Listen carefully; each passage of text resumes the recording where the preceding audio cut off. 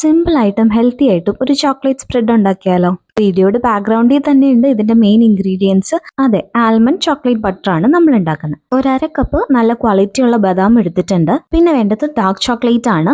Dark compound എടുക്കരുത്, dark chocolate തന്നെ എടുക്കണം.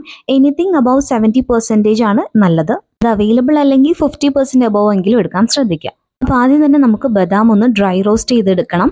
ഒരു പാനിലേക്ക് ബദാം ആഡ് ചെയ്തിട്ട് ലോ ഫ്ലെയിമിലാണ് നമ്മൾ റോസ്റ്റ് ചെയ്തെടുക്കുന്നത്. ഒരു 8 to 10 മിനിറ്റ്സ് ലോ ഫ്ലെയിമിലിട്ട് റോസ്റ്റ് ചെയ്യുമ്പോഴത്തേക്കും ഇതുപോലെ ചെറുതായിട്ട് കളറൊക്കെ മാറി വരും. ഇനി അതിന്റെ ചൂടൊന്ന് മാറുമ്പോഴത്തേക്കും നമുക്ക് ഡാർക്ക് ചോക്ലേറ്റ് മെൽറ്റ് ചെയ്തെടുക്കാം. ഹാഫ് കപ്പ് ബദാമിന് ഒരു 30 ഗ്രാം ഒക്കെ ചോക്ലേറ്റ് എടുത്താൽ മതിയാവും. ബദാമിന്റെ ചൂട് ചെറുതായിട്ടൊന്ന് മാറുമ്പോഴത്തേക്കും നമുക്കത് മിക്സിയുടെ ജാറിലേക്ക് ഇട്ട് കുറച്ച് നേരം ഒന്ന് പൾസ് ചെയ്യാം. അപ്പോൾ ആദ്യം ഇത് നന്നായിട്ടൊന്ന് പൊടിഞ്ഞു കിട്ടും. പിന്നെ പയ്യാണ് അതിൽ നിന്ന് ബട്ടർ റിലീസ് ആവുന്നത്. പീനട്ട് ബട്ടർ ഉണ്ടാക്കാനും ഓൾമോസ്റ്റ് സെയിം സ്റ്റെപ്സ് തന്നെയാണ്. ആദ്യം ഒന്ന് റോസ്റ്റ് ചെയ്യുക, എന്നിട്ട് ഇതുപോലെ നന്നായിട്ട് ഗ്രൈൻഡ് ചെയ്തെടുക്കുക. നന്നായിട്ട് പൊടിഞ്ഞു കിട്ടി കഴിയുമ്പോൾ നമുക്ക് ആ മധുരം ഒന്ന് ബാലൻസ് ചെയ്യാൻ ഒരു നുള്ളു ഉപ്പ് ഇട്ട് കൊടുക്കാം. എന്നിട്ട് വീണ്ടും നന്നായിട്ടൊന്ന് പൾസ് ചെയ്തെടുക്കണം. മിക്സി അധികം ചൂടാവുന്നുണ്ടെങ്കിൽ കുറച്ച് നേരത്തേക്ക് ഒന്ന് നിർത്തി വെക്കാം. അതിനുശേഷം പിന്നെ പൾസ് ചെയ്തെടുക്കാം. 3-4 തവണ ഒരു 30 സെക്കൻഡ്സ് ഒക്കെ ഇതുപോലെ നന്നായിട്ട് മിക്സ് ചെയ്യുമ്പോഴത്തേക്കും ഇതിൽ നിന്ന് ചെറുതായിട്ട് ഓയിലൊക്കെ സെപ്പറേറ്റ് ആയി വരും. പിന്നീടും ഇത് നന്നായിട്ട് നമുക്ക് സ്മൂത്ത് ആയിട്ടൊന്ന് അരച്ചെടുക്കണം. അപ്പോഴാണ് തരി ഒന്നും ഇല്ലാതെ നമുക്ക് കിട്ടുള്ളൂ. ഓരോ തവണ പൾസ് ചെയ്യുന്നതിന് മുമ്പും സൈഡിലുള്ളതെല്ലാം നമുക്ക് നന്നായിട്ടൊന്ന് തട്ടിയിട്ട് കൊടുക്കാം. ഒരേപോലെ അരഞ്ഞു കിട്ടാൻ വേണ്ടിയിട്ടാണ് ഇങ്ങനെ ചെയ്യുന്നത്.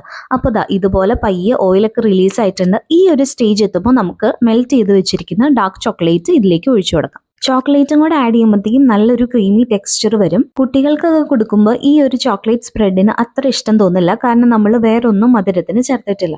അതുകൊണ്ട് ഒരു ടേബിൾ സ്പൂണോളം ജാഗറി ഞാൻ ഒന്ന് ഗ്രേറ്റ് ചെയ്തിട്ട് ഇട്ട് കൊടുക്കുന്നുണ്ട്. ഇനി 55% ഒക്കെ ഉള്ള ഡാർക്ക് ചോക്ലേറ്റ് ആണ് എടുക്കുന്നതെങ്കിൽ അതിൽ അത്യാവശ്യം ഷുഗർ കണ്ടന്റ് ഉണ്ടാവും. അപ്പോൾ ഈ ജാഗറിയുടെ ആവശ്യം വരില്ല. എല്ലാം കൂടെ നന്നായിട്ട് മിക്സ് ആയിട്ടുണ്ട്. അങ്ങനെ നമ്മുടെ ആൽമണ്ട് ബട്ടർ ഇവിടെ റെഡി ആയിട്ടുണ്ട്. സ്റ്റോർ ബോട്ട് സ്പ്രെഡൊക്കെ മേടിക്കുന്നവർ ഇങ്ങനെ ഒരു തവണയെങ്കിലും ട്രൈ ചെയ്ത് നോക്കുക. പിന്നെ നമ്മൾ എന്തായാലും വീട്ടിൽ തന്നെ ഉണ്ടാക്കാനാണ് നോക്കുള്ളൂ. വളരെ കുറഞ്ഞ ചേരുവകൾ മതി, നമുക്ക് പെട്ടെന്ന് ചെയ്തെടുക്കാനും പറ്റും. ഇത് നമുക്ക് ചപ്പാത്തിക്കോ ബ്രെഡിന്റെ കൂടെയോ ഒക്കെ നമുക്ക് സെർവ് ചെയ്യാം. ഇതുപോലെ തന്നെ പുറത്ത് വെച്ച് ഒരാഴ്ചയോളം നമുക്ക് യൂസ് ചെയ്യാം.